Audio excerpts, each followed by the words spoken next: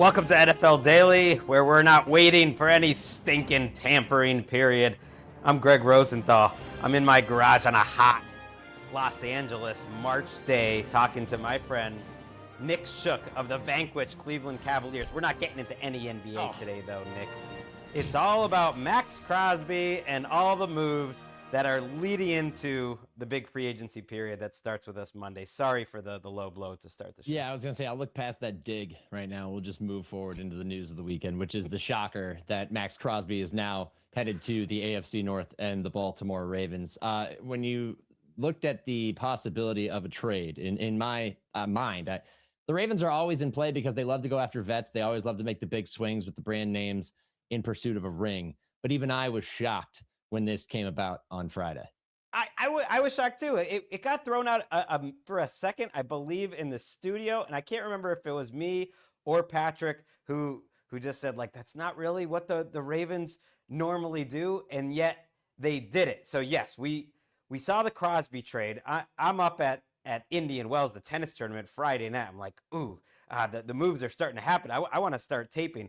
And then we think about, okay, we got a lot of re-signings coming up. We have some cuts. We have some really good speculation. We thought, let's do a show on Sunday night to kind of clear the deck so all of this isn't just thrown into our Monday show. Really looking forward to our shows all week long. We're going live at 4 p.m. Pacific, 7 p.m. Eastern throughout the week. But yes, let's talk about what could be the biggest move of the entire offseason. Crosby goes to the Ravens for the 14th overall pick and a 2027 first round pick. So we heard those reports back on Thursday when we last taped that the Cowboys not willing to give up a second first round pick.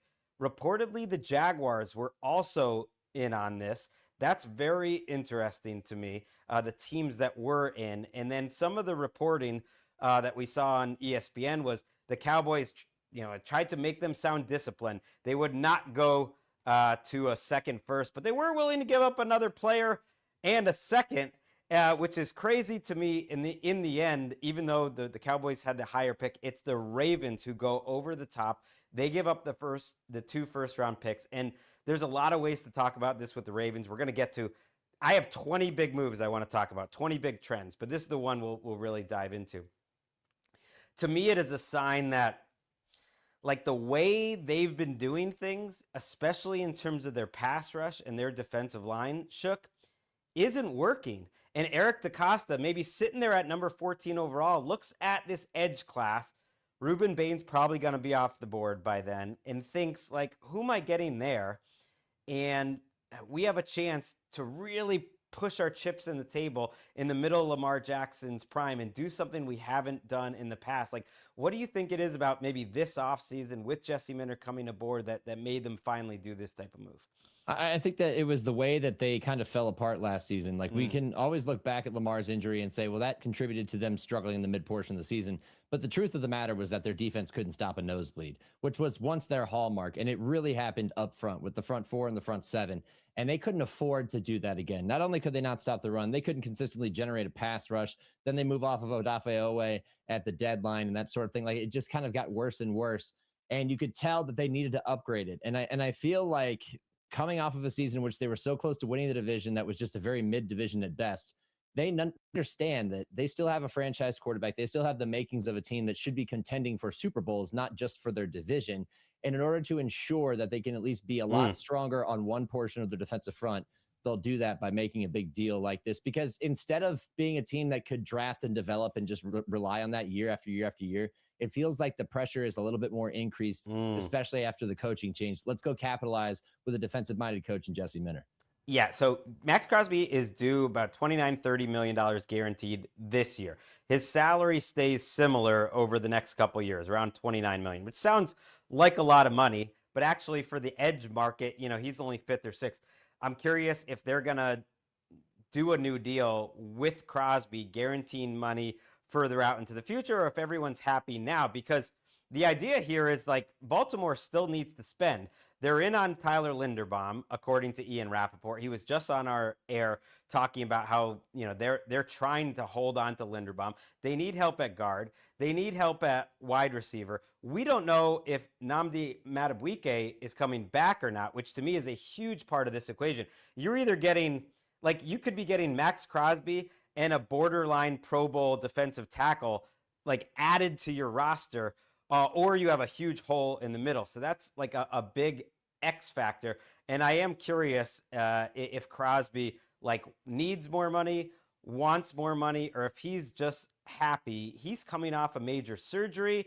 I was reading kind of the day after Athletic article by Vic Taffer, which was interesting, which said, him and Mark Davis were on the outs at one point, that Maxx Crosby wasn't happy with the Alex Guerrero / Tom Brady influence on what was going on in Las Vegas. And it does make me happy, just as someone that likes football, to see Maxx Crosby just added to a team that should be playing meaningful football in December and January. Because to me, I don't think this was about the money. Maybe they won't even touch that contract unless they feel like it helps them open up more cap space. Well, I mean, let's think about it. He just got that contract redone a year ago, and it was just out of a sign of goodwill. It wasn't because he was entering a contract year. It's just that's how much the Raiders appreciated him. But things can change quickly when you don't win. And it felt like he was one of those guys on a deserted island, just operating out there, being great at what he does and not getting any attention for it or any of the benefits of being good at football because the rest of your team is just not good. And so you're right. It's good to see good football players join teams that actually have real title ambitions and to get that done. But it is interesting. You're right about the contract, because I think that the contract could stay, but I would still understand if they restructured, because if you look at their top 5 guys in terms of cap number entering 2026, according to Over the Cap, you got Lamar at $74.5 million, which has got to be restructured. No way you're carrying that cap number for him.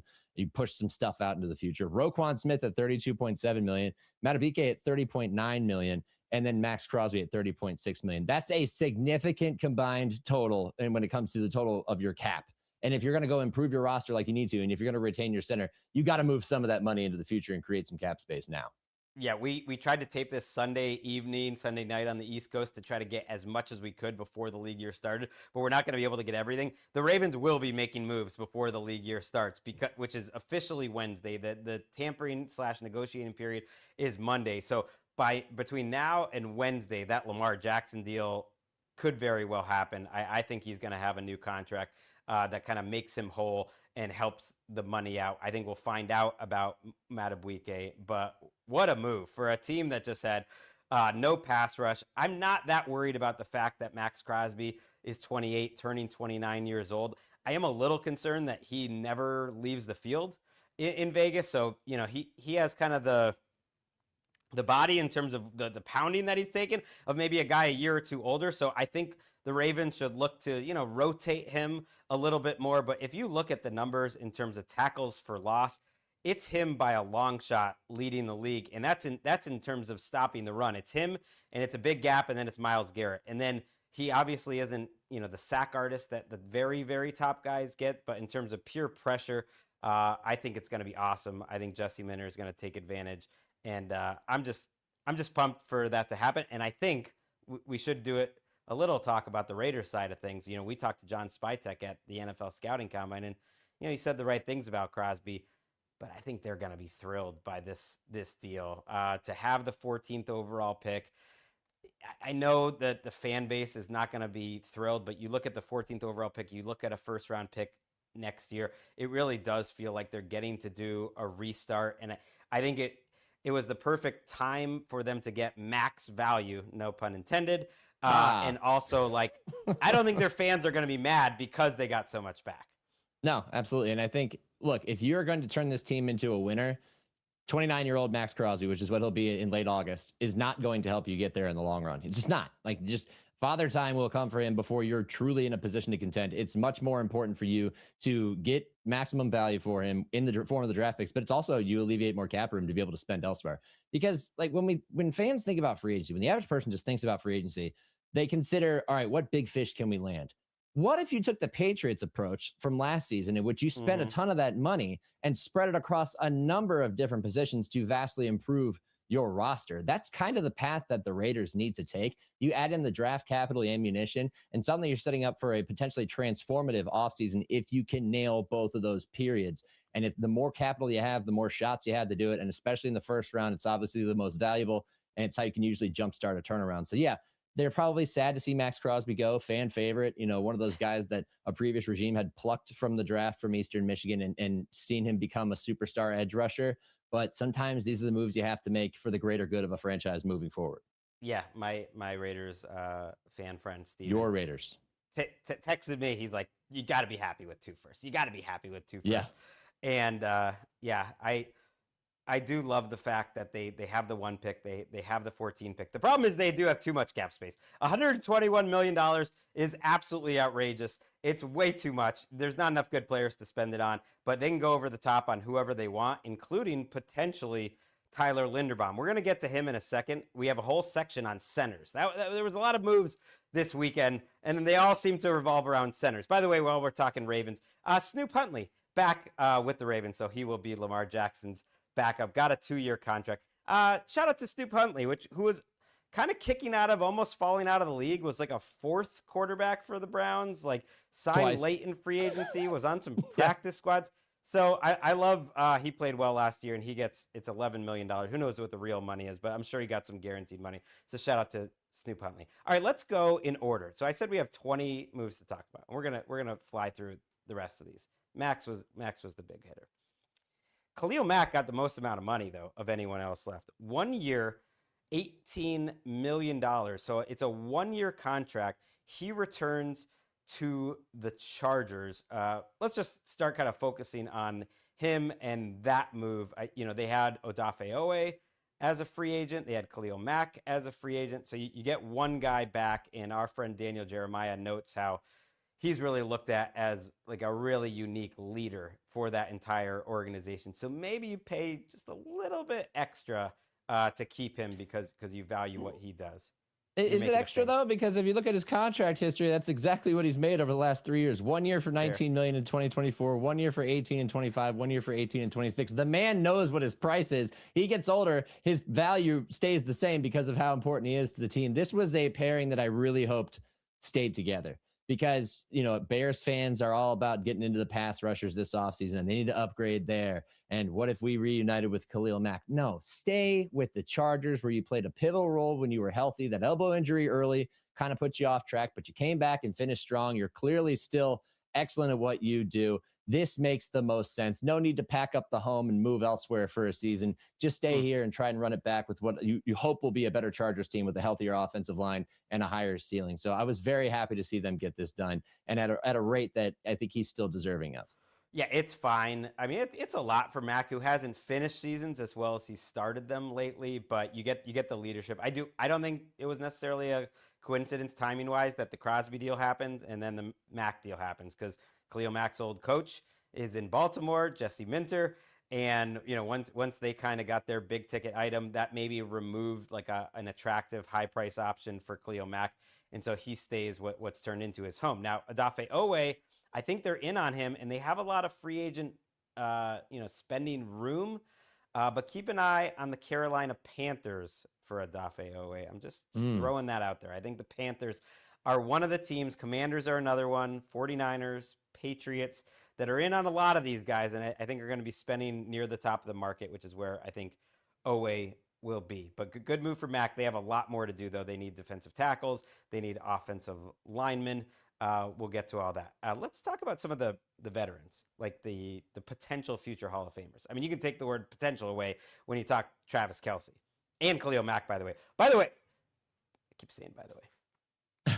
Kahlil Mack has made more money in the NFL than any defensive player ever. Isn't that amazing? That is kind of shocking. I mean, I saw that from over the cap, like on a tweet. I can't like check that. Von Miller was next, but Kahlil Mack, I think, is number one all time.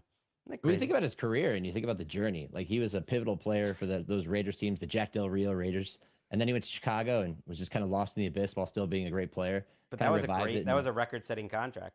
Yeah, and then he revives it with the Chargers. At least a bit of like his spotlight, his exposure in the last few years. Good for him. Hey, you know what? Mack guy. That's a Buffalo Bull. We love Mack guys getting paid. Couple of Mack guys getting paid. You know what's crazy is I think in the end he's gonna play more for the Chargers than the other teams. Yeah, because he played exactly 4 years in the 2 other locations, and this will be his 5th now with the Chargers. So congrats to an all-time bag getter, but it's not like he's like Kirk Cousins, like getting it when maybe he doesn't quite deserve it at that level. He is one of the best defensive players of his era, but the richest. Okay, I teased Travis Kelce talk and Mike Evans talk. I'm grouping these two together as kind of items 3 and 4. It came out on Sunday afternoon. The Athletic said that Travis Kelce is returning, expected to return, but the question is whether he returns with the Kansas City Chiefs. He is expected to talk to multiple other teams. You're shaking your head. Oh, it's just a leverage play. I can't imagine a world in which he actually wants to sign somewhere else when he spent his entire career with the Chiefs. And I honestly would say the same about Mike Evans, although I believe that Evans could find a more attractive opportunity somewhere else if he was actually truly interested in leaving and maybe jump at, a big money offer. Buffalo's trade for DJ Moore kind of took that off the table because I thought that would be a good landing spot for him. Ultimately, I expect both of these guys to stay with their teams and just use this to get a few extra $1 million out of their teams for one final year. And it's just the classic, business tactics that exist during March when we go through this period. It's a tough spot for someone like Kelce because no one around the NFL thinks he's going to leave. And he certainly would have a market, but what is that market? Is it 1 year, like $8 million, 1 year, $10 million? Like, is it really going to be more than the Chiefs are willing to spend? Probably not. But if you're Kelce and the Chiefs are asking you to essentially take a pay cut, which is what I'm guessing they're doing, despite playing very well last year. Like he looked better last season, I thought, than the 2 previous seasons. He made more plays after the catch. If you're watching us live on YouTube, you can see some of those plays after the catch right now. And so he's in a tough spot trying to get his bag as much as he possibly can. But no one believes that he's going to go elsewhere. No, and his current APY is 17.1. And if he took 8, that's more than a 50% cut. So, yeah, it would be a massive cut to stay with the Chiefs. But I feel like that's about his market, because while you give him the credit for making plays after the catch, a lot of folks, and especially those in Kansas City, will define his 2025 season as the year in which he made the most crucial drops of his career that contributed directly to losses in big games. And especially because of the fact that they weren't able to return to the playoffs, that just lingers as something that they're going to have to get over collectively if he sticks around. So I don't think he's going to have that strong of a market, because let's look at the tight end market as it stands right now. You're looking at guys like Dallas Goedert, Geno Smith, David Njoku, Travis Kelce. Of those 4 guys, who are you actually going to throw a decent bag at? No hate on Travis Kelce. I live in Cleveland. He's a Cleveland Heights guy, but I would not throw the most money at him out of that group of tight ends. I just wouldn't. We're getting some comments that they think Kelce's washed. I don't think he's washed. I think he can help. I think he's somewhere in between. He's too smart. He's too smart to be washed. And look, he was very productive last year, but he would have to wait out the market. It's a little embarrassing. It's the same thing with, I saw a report today that Mike Evans will hit the market, and Matt Harmon quote tweeted it saying what I thought is like, didn't you report this like a month ago? And then didn't you report this like a week ago? And it's basically the agent telling the insiders, hey, let him know it's serious. He really is going to hit the market. And it's just like trying to get that little extra money. There is a difference, though, in that a team like the Chiefs, for instance, although they don't have a lot of cap room to spend, but some other teams out there, whoever's looking at receiver, San Francisco would make a little sense to me. Maybe New England for the right price, would make a little sense to me. I think would actually give Evans an offer, but no one wants to be the team that just is getting used as a leverage play. I give Travis Kelce a 2% chance of leaving, and I give Mike Evans a 12% chance. What I agree. No, those are the numbers I would land on. 12 is the exact number. Come on. 7 over and 12 under was going to be. Well, over under 12%. Under 12 is the maximum. Neither of them are leaving. Neither. Okay. I hope you're right, especially when it comes to Evans. I just assume you're right when it comes to Travis Kelce. By the way, breaking news. I did see this on TMZ this weekend. Travis Kelce's mom is renovating her house. Just big news. Who's the interior designer? Can we see? I don't know, but they sent that out as a post, and then Jason Kelce retweeted it and was like, breaking news. like I'm going to the park with my kids. I don't know why that was news, but it was absolutely news. Okay. I got to see the blueprints. I want to see the open floor plan. How many ovens? 1, 2? What are we doing here? We got the built-in pancake griddle. Come on. Okay, that was points 3 and 4 on our show. Number 5 also happened on Friday, but it's the Raiders releasing Geno Smith. And we have some expected cuts. Geno Smith was expected. The crazy part about this is that we have now seen multiple reporters suggest that Geno Smith is either a top or close to the top of the Jets wish list. I want so much better for Geno than returning to the Jets. That seems like a terrible coda to the end of his career. Frank Reich, who is the coach there, also reportedly wants to bring in Carson Wentz as a possibility. Oh. I want better for Jets fans than Carson Wentz, and I want better for Geno than having to deal with the Jets fans who are going to kind of hold it against him what he was the last time. And I'm still hoping for Minnesota, even though I think that's where Kyler ends up. Yeah, and that would take away probably his best fit as a free agent quarterback at this point in his career. But, sometimes we look at players' careers and we see them returning to the team that drafted them, and we think, oh, that ties a nice little bow on their arc. This would be the opposite. I don't know how else to describe the opposite of tying a bow on it other than, I don't know, obliterating the tail end of it and leaving him with no soft landing whatsoever. I mean, look, not to hate on the Jets, but any quarterback that is put in that situation has to be a supernatural, like, human to be able to, get something out of that offense, at least as it stands right now. I know they had some injuries up front. Justin Fields took about 9 steps back behind that offensive line, which wasn't terrible, but got worse and worse throughout the year. Tyrod Taylor, struggled to stay healthy, but similar story for him. Putting Geno there would be the worst thing possible because he just came from a terrible situation in the desert in Vegas behind the NFL's worst offensive line. So, Geno, this is my plea to you. Please hold out for a better offer that might not be, worth as much money, but is a better situation than this one. Yes. Like I would rather see Geno be Stafford's backup or something. Yeah. Versus, in a situation where he could possibly succeed if he was called upon. The Jets have $73 million in cap space. I think they're going to be active. We haven't heard any more on the Kyler Murray kind of sweepstakes, since we last taped, other than the expectation is Minnesota's the favorite, but I don't think anyone really knows. We'll find out. Other cuts around the league. Really surprised by Taylor Decker getting cut by the Lions. The veteran left tackle was, due a decent amount of money, and he announced he wasn't going to retire in February, and the assumption was he's just coming back to the Lions. I think they tried to negotiate a pay cut. He wasn't happy about it, and he's cut loose. And I don't think we ever hit it on the show. They also cut Graham Glasgow the other week, and Frank Ragnow's still retired. He's not coming back. So they don't have a center. They don't have a left tackle. They need a guard spot. It's an interesting time for the Detroit Lions. And where would have you put Taylor Decker, and I'll throw in Geno Smith if you were making the top 101?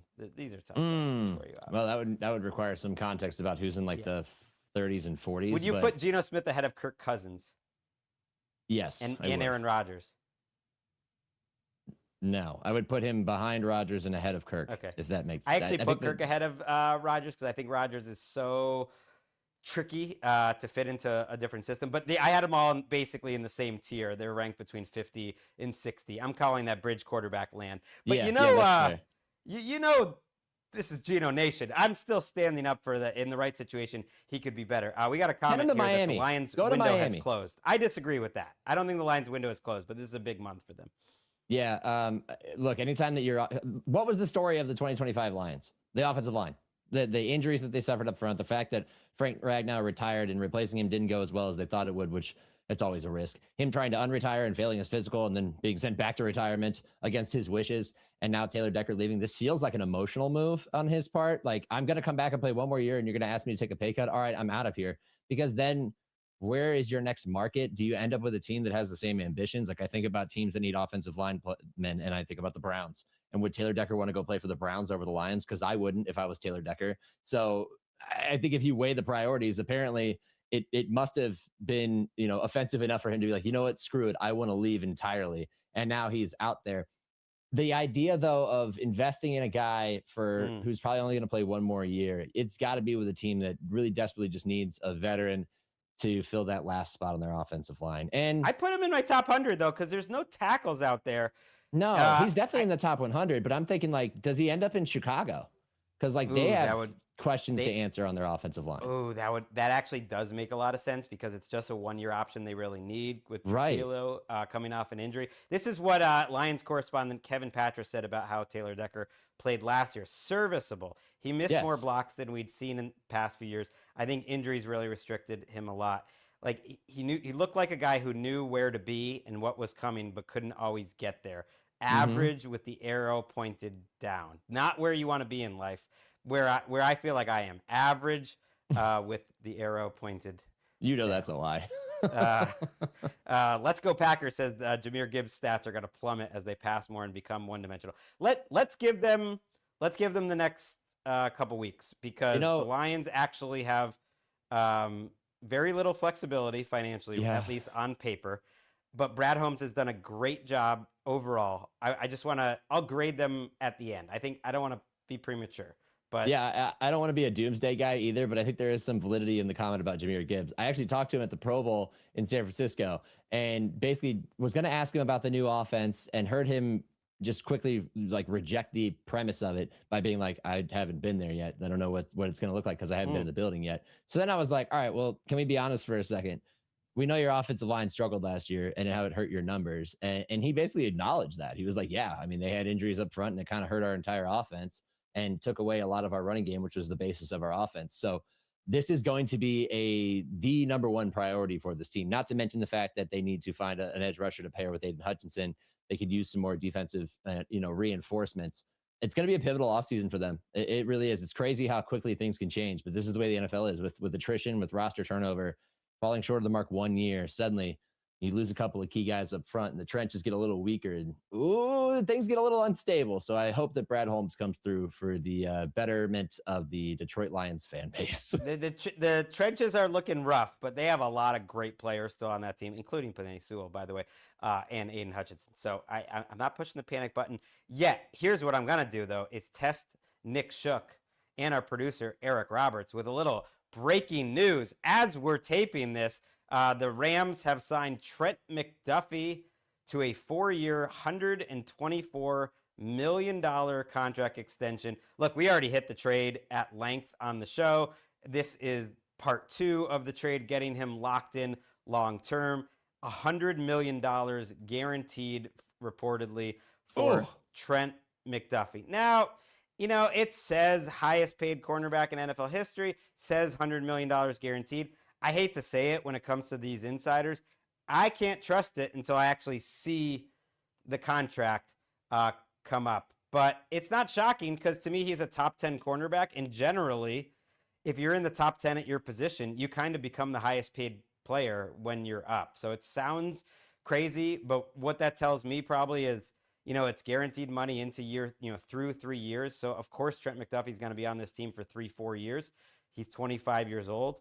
I don't think he's as high level as the very, very best cornerbacks, but he's not far off, and he's a guy you can build around. What I like is his versatility. He proved that in Kansas City. He essentially started in the slot. He had a great performance in 2024 when they got to the Super Bowl and beat the 49ers in Vegas, and he played a pivotal role in that game itself, breaking up a few key passes. Again, largely manning the slot throughout that playoff run. Then the next year proves that he can be inside and outside and make a difference. PFF's grades have him super high over the last 3 years. I think the second best corner in the NFL since 2023 in coverage grade. Wow. I agree that he's not necessarily like the high-level elite brand name guy that you think of at his position, but the Rams needed this. We knew the only real weakness with the Rams, especially entering the postseason, was their secondary, which is why we were so shocked that the secondary made big plays in that win over the Bears. Some of that had to do with DJ Moore not finishing his route and flattening it out, but still, they made the plays when they needed to. Now they go after it. This mirrors what not they against did. the Seahawks. They didn't. You're right, and that's the game that tells them this is what we need to focus on the offseason is our secondary. So this mirrors what they did when they went after Jalen Ramsey when they were going all in. Back then, he was around the same age. He was considered the same level of cornerback. They said, "Screw it, we're going all in." So it's less need. Understanding the time is now again. Let's go get one of the best cornerbacks available in a trade and pay him 124 over 4. Now the highest pass to Sauce Gardner at 120.4, but the $100 million guaranteed. You're right. I need to see the details because the top guaranteed numbers right now, according to Over the Cap, are like around 48 million for Derek Stingley. That would be massive. I don't know. There's no way that that's a really true 100 million guaranteed. Well, who knows? And yeah, even the per year at 30 per, tops the highest before. And at his age, he is more likely than most to get every dollar in that contract. But the cap's going up.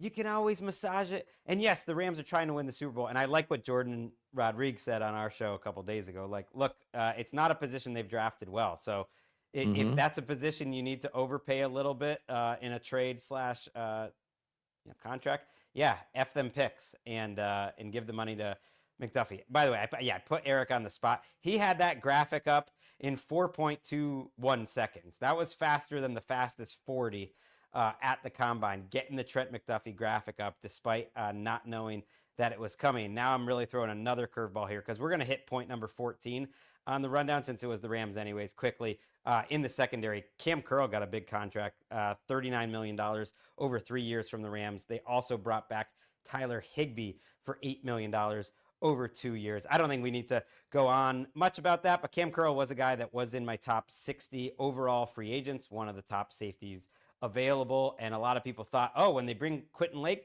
back, say goodbye to Cam Curl. But no, they're going to spend money on the players that were good in their secondary. And that is a really diverse, I think, trustworthy trio. And it really speaks to how NFL defenses are run now, where they can play all sorts of different styles between Curl, McDuffie, and now Quentin Lake. And yeah, they're still going to be looking at cornerbacks, but they're going to feel really good. Let's keep moving on. Let's go back and let's talk about all the centers. So I'm just going to rip off all these center moves that happened over the weekend as one point. Connor McGovern got $52 million, $32 million guaranteed from the Buffalo Bills. That's a 4-year contract. That came just a few days after he told Tim Graham of The Athletic he assumed he's leaving Buffalo because no one had even contacted him. And Tim Graham believes literally that conversation helped kickstart negotiations, which is bizarre, but they got a deal done. McGovern gets big-time money, maybe because they were looking at the rest of the market. Tyler Biadasz gets 3 years, $30 million with the Chargers. If you remember, Biadasz just got cut by the Commanders. He finds a new home very quickly with the Chargers. They had 3 interior line spots open. Now they fill one. The Packers have signed Sean Ryan for $33 million for 3 years, $11 million guaranteed. He's expected to play center, which means Elton Jenkins might get cut. We don't know about that. Maybe they could move Jenkins out to a different position. He's still on the team. Garrett Bradbury got traded from the Patriots to the Bears for a 2027 5th-round pick. So the Bears filled their center hole that was opened up by the fact that Drew Dahlman retired the other day. So it's just a game of musical chairs at center. The Patriots send off Garrett Bradbury. Jared Wilson, who they drafted a year ago from Georgia, is expected to take that position. And also another spot opened up. Ryan Kelly retired from the Vikings. He had been having a concussion issue. So that was a lot, Nick, but I just kind of want to just put it all out there and let me know what you think, if anything stands out to you there in general about the center market.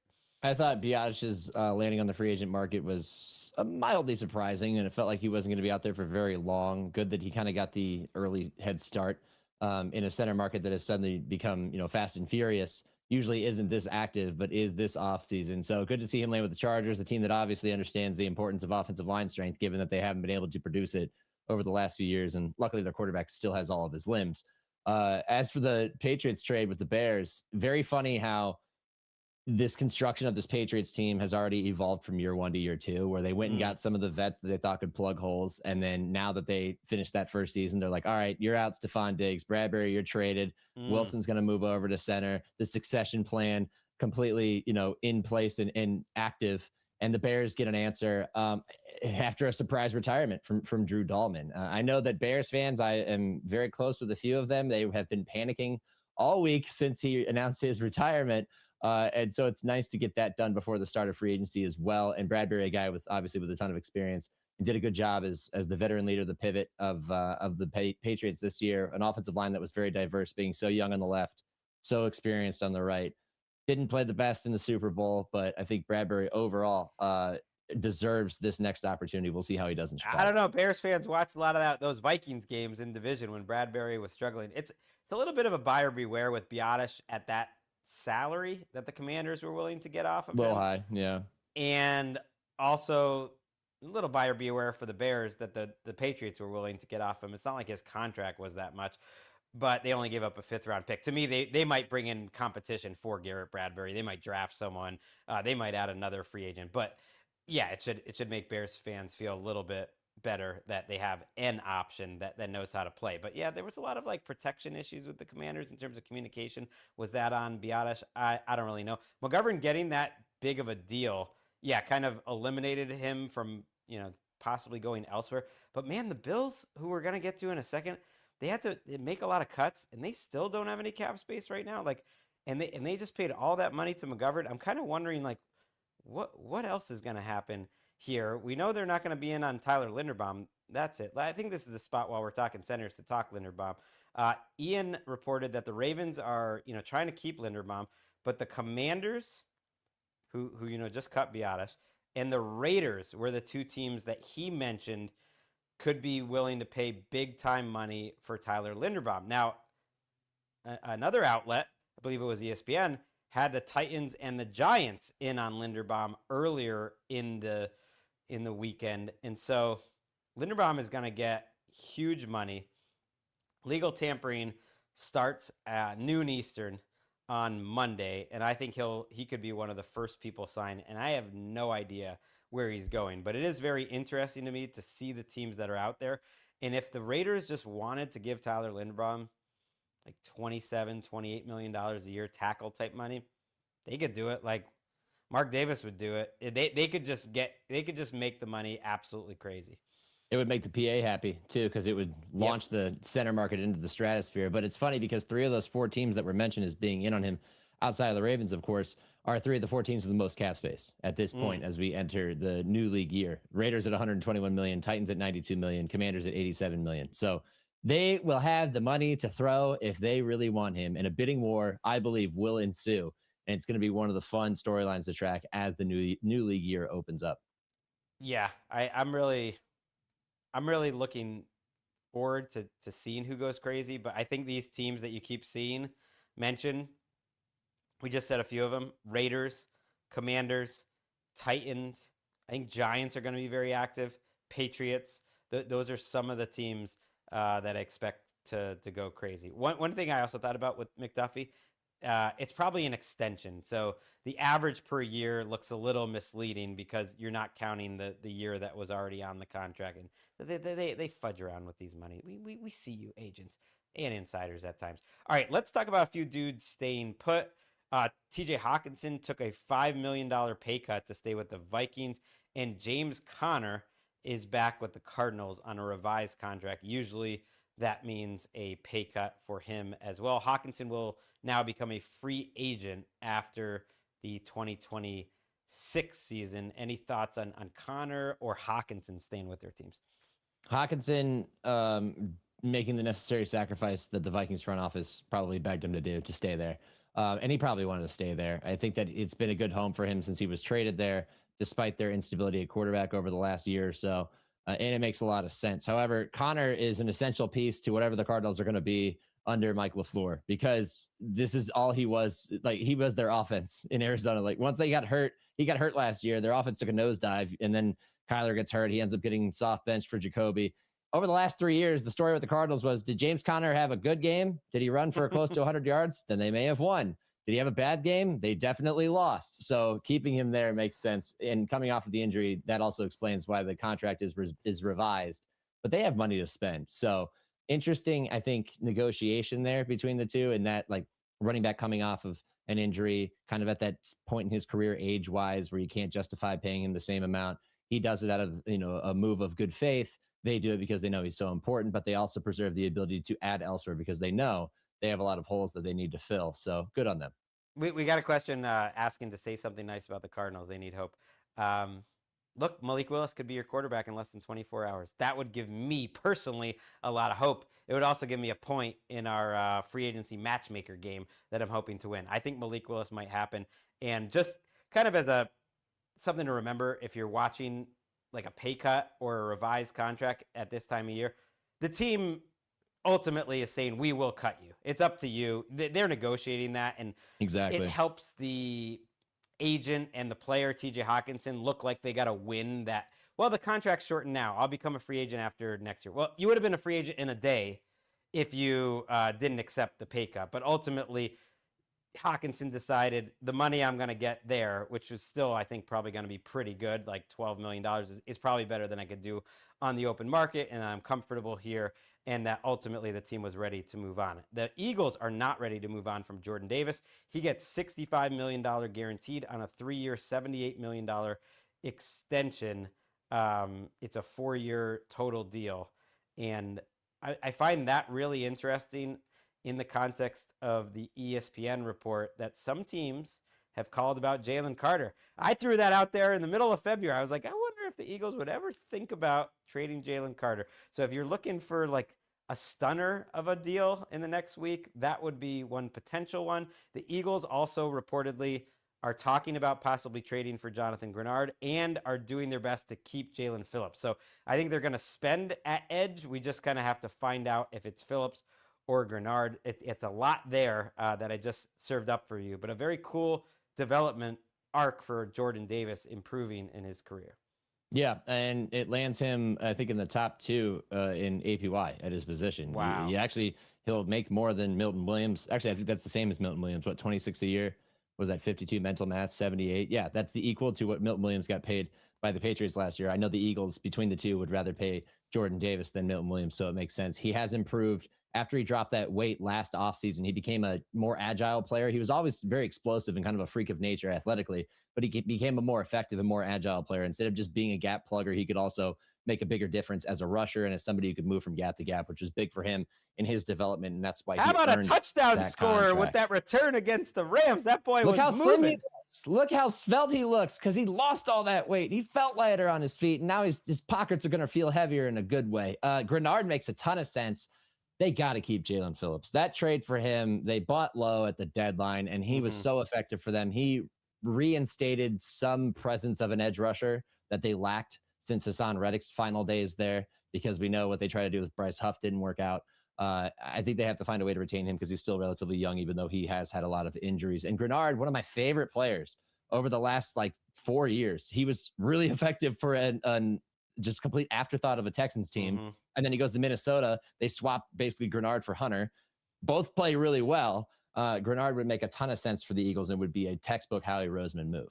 Yeah, and that's why this Jalen Carter thing, I just think the Eagles are going to be incredibly active. Right now, Mike Garafolo reports that any A.J. Brown talks have stalled. There was another report that the Patriots are not willing to give up a first-round pick. The Eagles don't look like they have cap space, but they always find a way to make it done. But still, you can only pay so many defensive linemen so much money.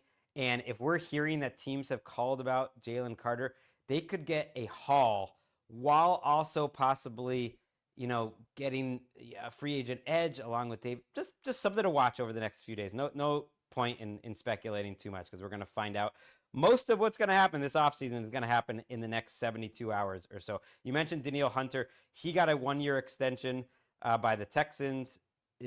Dalton Schultz also got a 1-year extension from the Texans. I mentioned Hunter especially because it was for $40 million. It was a crazy extension. But the bigger picture here is, it just signs him through 2027. Same thing with Schultz. But the Texans, every other move I see this week, Shook, is the Texans opening up cap space. And actually, that's what this 1-year deal does for Hunter. It lowers his 26 number, gives him more guaranteed money, pushes it out to 27. So just keep it. They also re-signed EJ Speed, who's kind of a depth linebacker for them. Just keeping an eye on what are the Texans doing? I feel like they're doing something.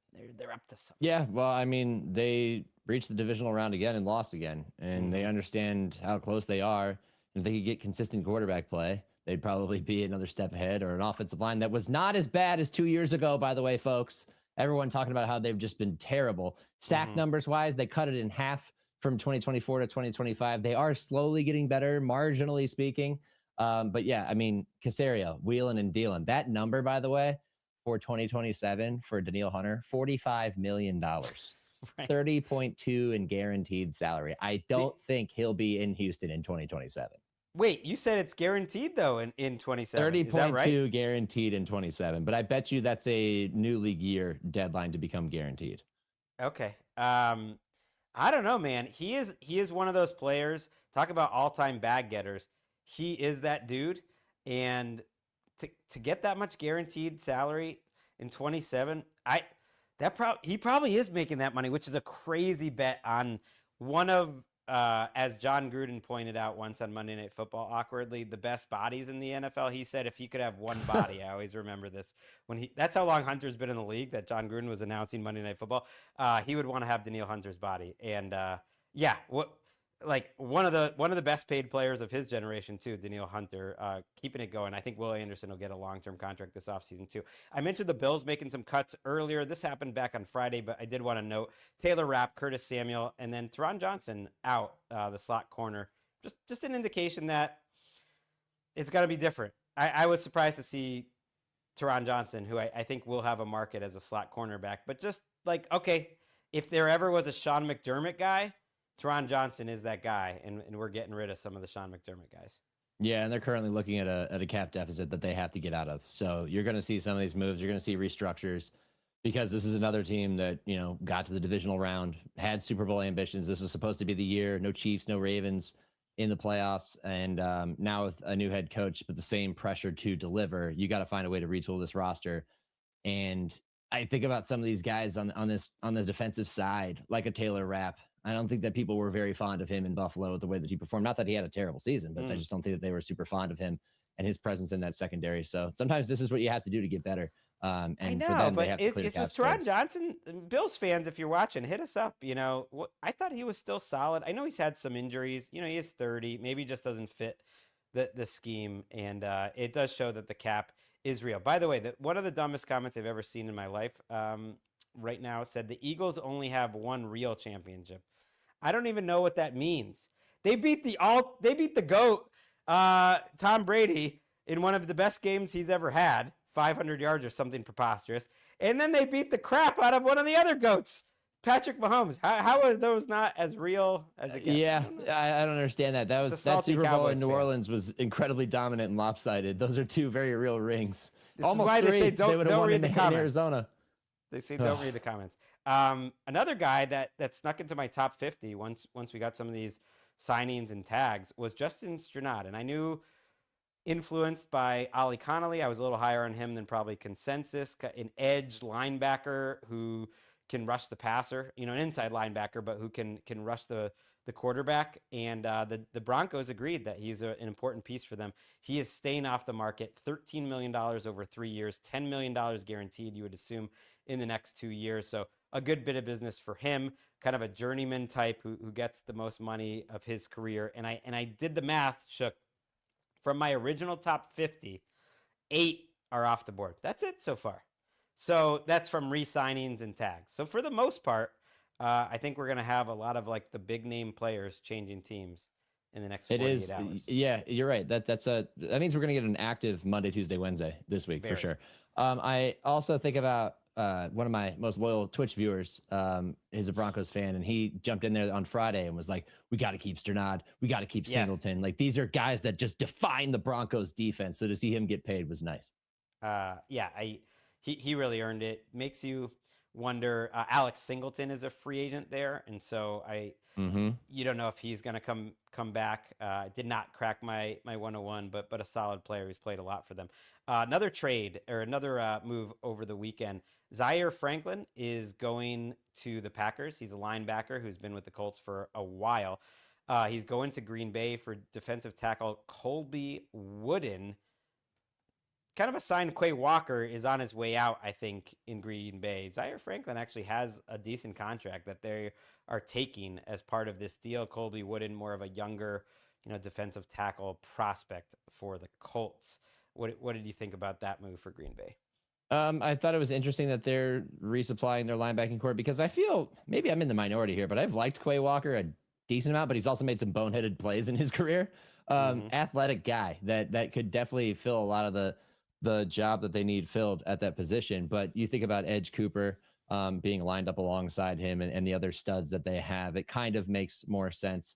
And the Colts, meanwhile, kind of beef up front. It's one of those interesting, like, one-to-one trades where it's like, hey, we have a need here. We have a need here. We don't really care to keep this guy that much if we can fill this need. All right, same here with this guy. Let's get it done. Right. And he's only making only $6 million, which I was like, do you need to pay that much for him? Like, is he a scheme fit? And then I thought, oh, yeah, Jonathan Gannon is the defensive coordinator of the Packers. Remember him? Jonathan Gannon has a great history of taking linebackers and just getting the most out of him. TJ Edwards. If I would say he has a specialty, that's one of them. So if he has a vision for Zaire Franklin, I do too.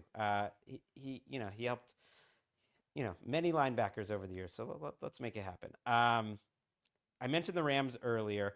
We're talking Packers. While we're here, you see this Rashawn Gary stuff? Like what happened over the weekend? He was hacked? I mean, he says he was hacked. He put this statement out on Instagram that it was his time in Green Bay is coming to an end and blah, blah, blah. And then just like a little while later, he deleted it. And then he said he was hacked. What do you think happened there? Okay, so I didn't see the initial post. Yes. And I would have judged a lot of my analysis on this on how well the graphic was done because it's either a prepped statement or it's something that's made out of emotion. There's usually a paragraph long caption that says goodbye to the city that they were in and they're preparing for something new. Multiple Browns did it this offseason and I didn't see it, so I can't tell you, but it looks pretty professional. When I got the call in 2019, it was one of the greatest moments of my life and always that's not getting hacked. I'm sorry, that's not getting hacked. That's you jumping the gun. This one has come to an end. His agent called and was like, take that down now. Right. My read on it is they're trying to negotiate a different contract. Maybe it's a pay cut. Maybe it's some sort of restructure. And at some point, he either was getting emotional or he thought it was over. But the negotiation's not over until it's over. And my guess is that him and his agent are still working on like a possible deal. Super producer Eric Roberts has sent the screenshot to us via text. And yeah, he did not get hacked at all. This is super real. This happens all the time. Real. Your theory is very correct. We can't be still using hacked in 2026 because who's getting hacked? Although I will say, I don't know if you've gotten DMs from people in the business who were like, hey, I'm up for an award with these podcast awards. Click here to vote. That's getting hacked. Okay. By the way, we have a comment. I asked the Bills fans out there, anyone, for some Teron Johnson perspective, and from super listener Brad Beats in here. Teron Johnson, his tackling grades were down the past 2 seasons with a missed tackle rate at 17% plus per PFF. I think it was really just about the cap hit and moving away from the 4-2-5 defense. So, great perspective there. Few more missed tackles, changing defense. Big cap number, this new coach, it is how these things happen. So keep an eye on Rashawn Gary, by the way. He would be an interesting guy to add to the edge group. Some official releases that we were keeping an eye on and expecting. Joe Mixon is officially cut. Don't know if his career is going to continue.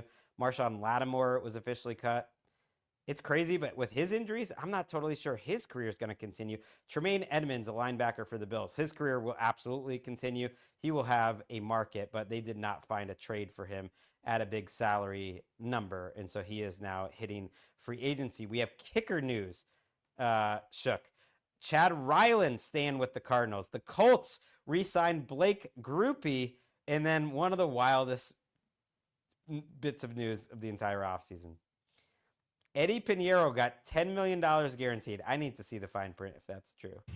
$10 million guaranteed from San Francisco, 4 for 17 total. The 49ers have been trying to solve this kicker situation for so long. I almost feel like they spent so much money, Shook, just to convince themselves that if we spend a lot of money, then Eddie Pinheiro is going to stay as awesome as he was for the season that he just had for us.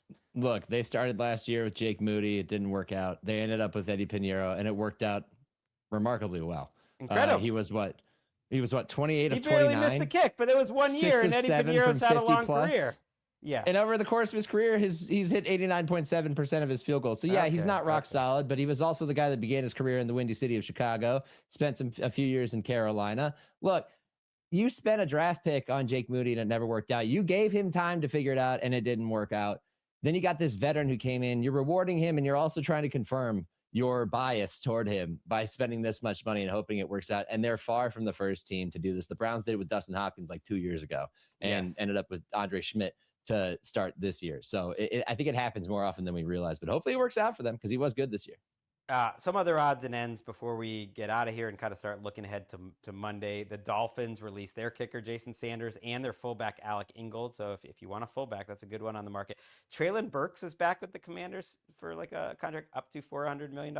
My most niche take right now is that I'm still not totally giving up on Traylon Burks just being kind of like a fun number 4 based on his Commanders tape. Man, he had some crazy catches. I know there was that one that was like the catch of the year, but I don't know. I kind of like that move for the Commanders as like a 4th, 5th receiver, just see if he can do something. The Cowboys put a 2nd-round tender on their kicker, Brandon Aubrey, haven't been able to work out a long-term deal. Darius Williams, the longtime Rams cornerback, retired. The Panthers are expected to cut Andy Dalton if they cannot find a trade partner. That was David Newton from ESPN that reported that. The Cardinals released Dalvin Tomlinson. Tommy DeVito is back with the Patriots. Right now, he's their 3rd quarterback, but maybe he'll become their backup. And then Drake Thomas, who had some nice moments there for the Seahawks at linebacker, is back in Seattle for 2 years, $8 million. Let's start spinning ahead a little bit, Shook. Kind of what's next? Is there anything you're looking at as we head into Monday and really the meat of this free agency season? Well, honestly, I now that we just covered it very quickly here, I want to know if a team would be willing to risk a 2nd rounder to go after Brandon Aubrey, because I think they would. I think that tender is actually pretty competitive. Just given like how a much late of second he's for a weapon. Aubrey. Yeah, I would if I was in need of a kicker desperately. I think that I would. That is. I mean, really why not? Funny. Who just got a late 2? The Bears did for Curtis Samuel. Do they need a kicker? No, Cairo Santos is fine. I was like, I think that is pick 60. That was why it was sticking in my head. If nothing else, just make the Cowboys spend a huge amount of money. But then it kind of ties you up for a week. That would be really funny. It does feel like Alec Pierce is maybe a candidate here to get the most guaranteed money of anyone in free agency now that he is this close. The Patriots, the Raiders, the Commanders, and the Titans are all reportedly in the mix for Pierce. Patriots fans are really getting excited about it, but Vegas, Commanders, again, it's these same teams. I still, if I had to pick a team, I would go Colts, but as we get closer, I might go with the field over the Colts now, even though I do kind of think in the end the Colts will find a way to keep him. Yeah, so Pierce said this past week that he felt he earned the right to test free agency, but he also acknowledged that quarterback has a big part in it, plays a big role in making his decision. And yes, the transition tag is on Daniel Jones, but we don't know when exactly he'll be back or what form he'll be in. And if Pierce believes that he is going to, have sustained success, it's going to have to be with a quarterback. So if you look at the other 3 candidates, Drake May is very enticing, probably gets more money offered to him by the Raiders or the Commanders, but you have Fernando Mendoza expected to be the number 1 pick of the Raiders coming in there. And then the Commanders have Jaden Daniels, but can they protect him? Can they keep him upright and prevent It's just who offers the most money there, Shooky. That's so if all the money is the same, okay, then where are you going? Because that actually becomes somewhat intriguing. I would probably rank the Raiders last on that list because of the unknown. I'd put Drake May and the Patriots first, although he'd have to battle for targets with Kayshon Boutte. Yeah, come on. With dynamic. That money, you're getting it, and a great deep ball thrower. Just Pierce running the streak and the dagger, and Boutte running the dig. Oh yeah, let's do it. I want it. There's a report too. The Commanders in on him, which would be interesting. They also seem in on tight ends. Isaiah Likely maybe as a possibility. One thing I'd like to see, Tom Pelissero had his list of players who will get a surprisingly good contract in free agency. And they had our 2 highly ranked tight ends from my 101, Cade Otton and Charlie Kolar on his list. So I liked seeing that. I'm curious how quickly the edge market goes. Where does Hendrickson go? Where does Jalen Phillips go? Cowboys, Bucks, Eagles, I think, all in the mix for the big edges. Odafe Owe obviously out there too. Romeo Doubs is maybe like kind of the backup for a lot of these teams. If you don't get Alec Pierce, even though he's a very different player, I just think a lot of the same teams could be going for him. I think the 49ers are laying in the weeds there, but no sense predicting too much because it's all going to be happening by the time people really start listening. I also wanted to say before we said goodbye, just rest in peace to Bob Harlan, the longtime Packers president and CEO, died on Thursday at the age of 89. And we had Kevin Harlan on the show last summer, and he told a great story about how his dad, Bob Harlan, helped Mike Holmgren and Ron Wolf really execute the Brett Favre trade that, even though he wasn't the one making the decision, he let the football people do it, even though everyone was giving them heat. That was a time in the Packers history where you had sort of this, committee that was almost overseeing things and having to rubber stamp all these big moves. And Bob Harlan said, no, let Ron Wolf make the football moves. He brings in Brett Favre. Similar thing happens with Aaron Rodgers. And Bob Harlan ran the Packers for over 18 years and really turned it around. If you weren't around in the 90s, like there was a minute there where Packers weren't in great shape. There was some question about whether they were going to be able to keep the team there long term. They end up doing that stock sale and go public. They renovate Lambeau Field, and now it's really a treasure. And oh, by the way, he won a Super Bowl, and they won another one after he was running the team too. Obviously, his son, Kevin Harlan, we're friends with his granddaughter, Olivia Harlan Decker, too. And so our thoughts are with the family. Just wanted to mention that before we got out of there. Man, Shook, I hope you're ready. You're going to be writing a lot of posts in the coming days, and we're going to have you on NFL Daily later in the week. I'm excited. This is when we set the table for what lies ahead in April and then going into the season. This is when the buzz hits a peak right here. I mean, by Friday, things will be calming down, and the shows are going to be great. But and we'll have a new off-season winner. Yeah, most of the moves will happen really that matter this offseason by Friday, and we're going to be analyzing that all week long. So if you're listening to us now, come back with us. We're going to be on YouTube all week long, Monday through Wednesday, I should say, at 7 p.m. East Coast time, 4 p.m. on the Best Coast. And we're also going to be on the NFL channel. So if you have the NFL channel, which is the free over-the-air NFL network, it'll be me, it'll be Steve Weish and Jordan from the studio. Let's hit that music. Let's get out of here, Eric. Really appreciate everyone joining us for this live YouTube on Sunday evening. A little different. I'm really excited. And I'm also annoyed because the second we say goodbye, Shook, this is already going to be out of date. So we'll see you on Monday. Podcast all week long. Can't wait. See you then.